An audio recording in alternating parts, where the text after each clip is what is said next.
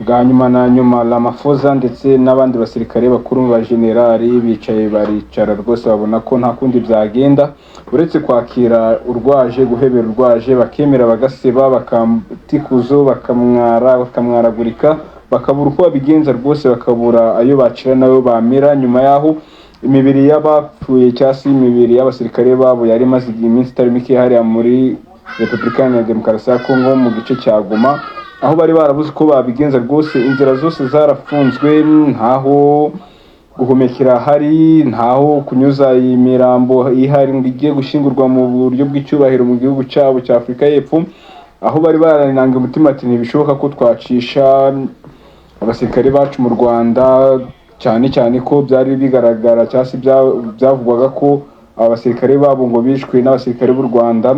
Akaba ariyo mpamvu nyamukuru bumvaga ko byaba ari igisebo gikomeye cyane ndetse ari n'ikimwaro kigatse cyane ku rwego rwa gisirikare nka ruriya rwa Afurika y'Epfo, aho byagaragaye ko baje gucunga amahoro, nyuma yaho bakajya mu ntambara, ariko kutumvikana bagiranye n'abaturage babo ba Afurika y'Epfo. Hariya hepfo rwose murahazi, ndetse bahora bibaza ese ni gute tuzambutsa imirambo tujye kuyishingura mu buryo bw'icyubahiro mu gihugu cyacu, kuko inzira yari imwe gusa, akaba ari inzira yo kuri Grand Barriere, umupaka uhuza Repubulika ya Demokarasi ya Kongo ndetse na leta y'u Rwanda.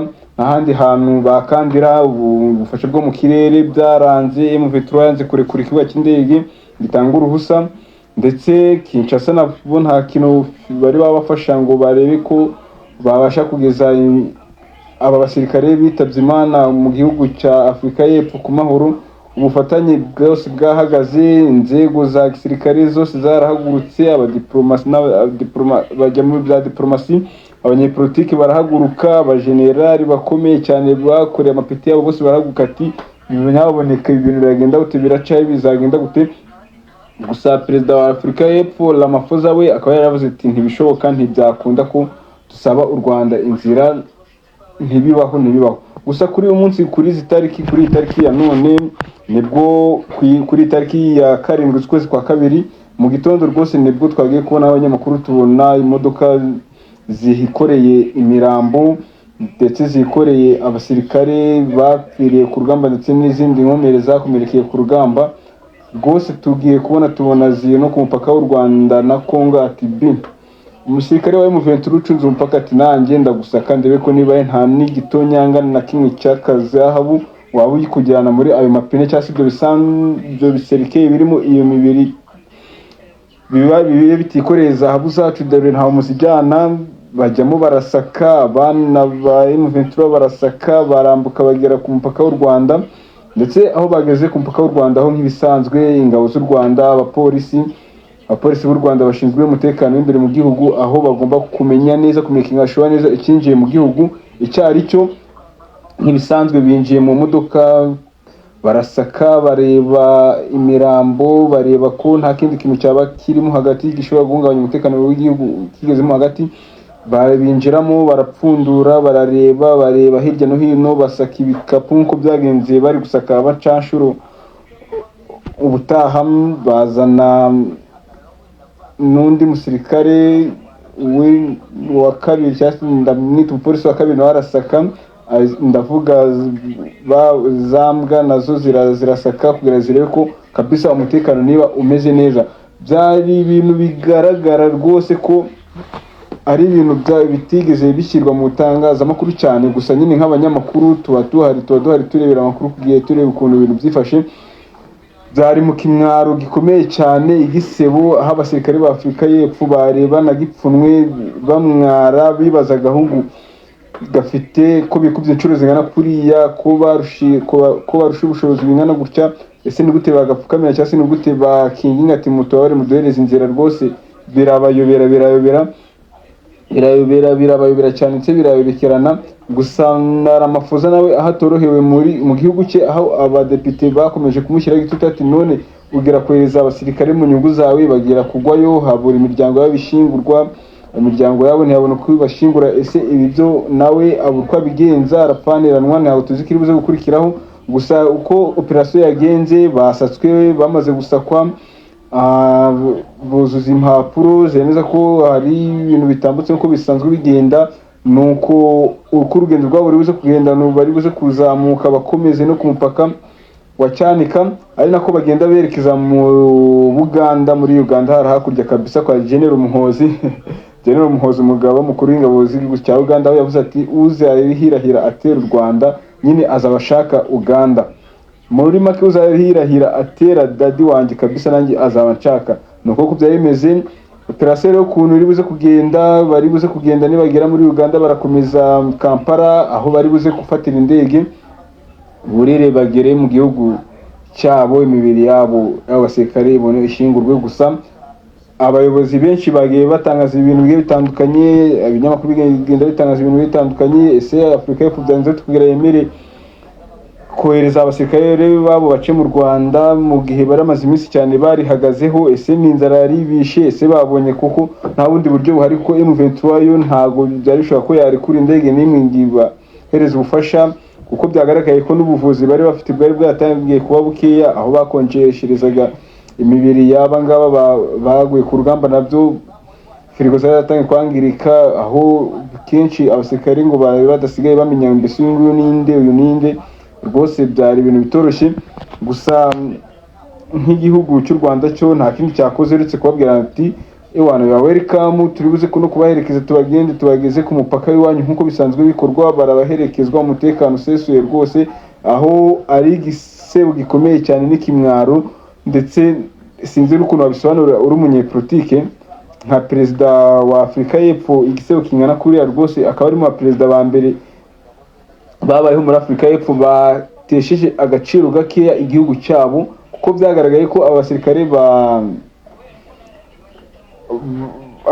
ba Afurika y'Epfo bo baje ahangaha muri Congo, aho bari baje mu nyungu za perezida cyane cyane Ramaphosa mu bijyanye n'ubucuruzi, zahabu na diyama byo muri Congo bizarikora kabisa. Ubwo intambara yari ikataje imeze nabi, abaturage barazi ko abasirikare bari kurinda amahoro, ntabwo bazi ko bari mu ntambara. Abadepite ntabwo bari babizi, baje gutungurwa bumva ngo Afurika y'Epfo abasirikare bapfuye, bibaza ibyo ari byo.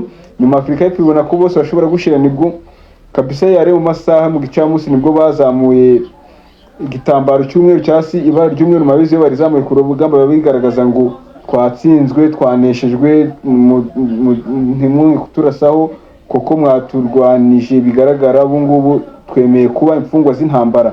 Nicyo kintu burya biba bisobanura, aho izi ngabo za M23 cyangwa se M23 aho zarimo zirwana n'ingabo za Afurika y'Epfo, iz'Abarundi ndetse FDLR, hakazamo FARDC, Nyatura, Wazalendo. Rwose akaba ari ibintu bitumvishijwe neza ukuntu abazirangabo za M23 zaje gutsinda uru rugamba, ndetse zikagira nawe zifata amateka. Biriya nibyo bita gufata amateka, kuko byagaragaye ko umusirikare wese wa Afurika y'Epfo iyo yajyaga no kwihagarika yabaga arebwa neza cyane, ku buryo nta hantu ho gucikira riri hahari cyangwa se ho gukuramo teni, nk'uko abasirikare ba FARDC bo babikoze bakikuramo teni nyine mu kimwaro bikomeye cyane. Niko rero bafashwe mateka, niko byagiye bigenda. None hanyuma birangiye kuko babonye bya bintu batari ko bisanzwe, ndetse atari ko bizahora, ndetse babona ko nta kundi, kuko M23 yo intego yayo ifite ni ukomeza igenda ifata hirya no hino yigarurira, ndetse babona ko nta ndege nta n'ubufasha bwabo bateze kuzabona, kuko ubufasha bwose bushobora kuboneka bwagombaga guturuka mu kirere cy'u Rwanda. Bwaturuka mu kirere cy'u Rwanda. Murabizi amagambo Ramaphosa yatangaje kuri X cyangwa se ku rubuga rwahoze rwitwa Twitter, amagambo yatangaje avuga ukuntu FPR avuga ukuntu RDF ari inyeshyamba, ari igisirikare kitujuje ibyangombwa, ari igisirikare kitafasha, ari igisirikare nyine kirangaho, aho byaje kubabaza bamwe mu banyepolitike bakomeye cyane bo mu Rwanda, ndetse na perezida w'igihugu bikaza kumubaza, ndetse n'abajenerali n'abasirikare b'abanyarwanda benshi bakaba barabaye ukuntu igihugu nk'u Rwanda gifite abasirikare bohereza hirya no hino mu gucungira ibindi bihugu byo muri Afurika bigiye bitandukanye umutekano, ho muzi ko ubu ngubu barimo bacunga umutekano mu bihugu bigiye bitandukanye kuva mu minsi myinshi cyane ishize, ndetse n'imyaka ikaba ikomeje kuba myinshi, aho baza kwitwa n'undi perezida ngo ni inyeshyamba cyangwa se n'igisirikare kitujuje ibyangombwa. Gusa ibi akaba ari byaje no kuba imbarutso ikomeye cyane, kuko uyu mutwe cyangwa se abasirikare ba Afurika y'Epfo bo bakaba baravuze ati turimo turwana n'abasirikare b'u Rwanda nibo badukoze ibi ngibi, bikaba byaraje guteza impagara cyane muri politike ndetse na za diplomasi. Ati rero natwe sinzi ukuntu nta n'ubufasha twabasanga kugira tugeze abasirikare bacu mu gihugu cyacu. Byaje kugenda gute rero? Niho abasirikare ba Afurika y'Epfo bahise bamanika amaboko. Bakimara kumanika amaboko nta yindi nzira yari ihari uretse ishobora guturuka hano mu Rwanda ikabambutsa ikabajyana mu bindi bihugu bashobora kubonera n'indege ikaburiza cyangwa bakayifatira Kigali, dore ko byaproposwaga gutyo. Gusa kubera uko guterana amagambo kwa perezida wa Afurika y'Epfo werekanye discipline nkeya, cyasi twavuga ngo ikinyabupfura kitari kishi ku ngabo, bikaba byaramuviriyemo rero kuba iyi mirambo y'abasirikare be yaraje gutinzwa hariya muri Kongo igihe kingana gutyo cyose, iminsi igera ku ndakeka ari gushira iminsi irenga 5. Yego, akaba ariyo mpamvu rero iyi mirambo yatinze ndetse yabuze n'inzira.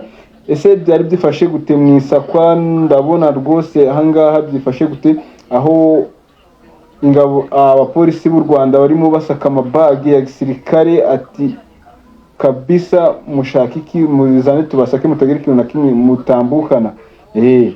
Mutagira ikintu na kimwe mutambukana, ibindi muzabifatire muzahure na Tshisekedi yo hirya wanyu bibahereza, ariko ahangaho mugomba gutambutsa ibintu byasatswe omwe, nta byinshi ni bisanzwe. Gusa mu Kimwaro, mu Gahinda, Igoma hasebeye ibihugu byinshi.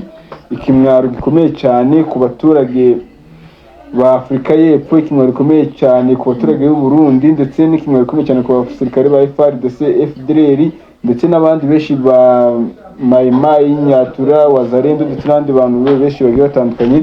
Akaba ari ko byagenze kabisa n'umunsi Kimwaro kikaba cyabonetse gikomeye cyane, aho abana b'u Rwanda, ingabo abapolisi b'u Rwanda bagaragaye bambaye neza cyane bacunga umutekano, bavuga ngo Gasopo n'ikindi gihe Bwana Ramaphosa tuzanga kutwita amazina tutitwa uko bitekereje. Rwose turakomeza tugenda tubakurikirana izi nkuru ko ziri buze kugenda kugeza imirambo y'abasirikare igeze muri Afurika y'Epfo, icyo bari buze kuza gutangaza n'ahandi uri buze kubisanga uretse hano kuri Santos Comedy Option. Mu kanya toya kuko kuva Kampala, urumva imodoka kuva hano mu Rwanda ikajya Kampala bibuze gutwara amasaha, igeri Kampala ifata indege yerekeze muri Afurika y'Epfo bibuze gutwara igihe kitari gitoya. Bibuze kurinda bamenyera buri details zose zagiye zibaho mu nzira uko byagiye bigenda byose.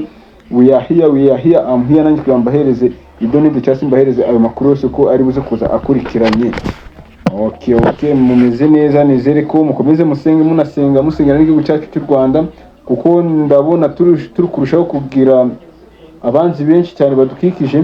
Dukomeze rero tumere neza ndetse twize dukurikiza ibyo leta itubwira, ndetse tunarushaho gushimira ingabo zacu zikomeza gukora akazi k'umutekano kameze neza cyane rwose. Njya nabyiboneye n'amaso kabisa, nabyiboneye n'amaso rwose. Akaba ari ibintu byari bitoroshye, ariko ingabo zacu zikaba zarakoze akazi, akaba ari nayo umutekano mfite uyu munsi dufite muri aka kanya. Rero mbabwire ngo mukore subscribe, share na comment kugira ngo mukomeze mukurikire ibiganiro byanjye, kuko ngiye ndabakunda cyane. Ndi hano nabaze ko nanjye mbahereza aya makuru yose ko angana, ndetse amakuru meza ayizewe, kuko ngiye mba ndi ahangaha mu karere ka Rubavu kandi murabizi byinshi niho bikunda kubera. Niyo mpamvu iyi nkuru yanjye aba ari inkuru y'umwimerere itomoye, nta kiyesha na kimwe cyangwa se ikinyoma.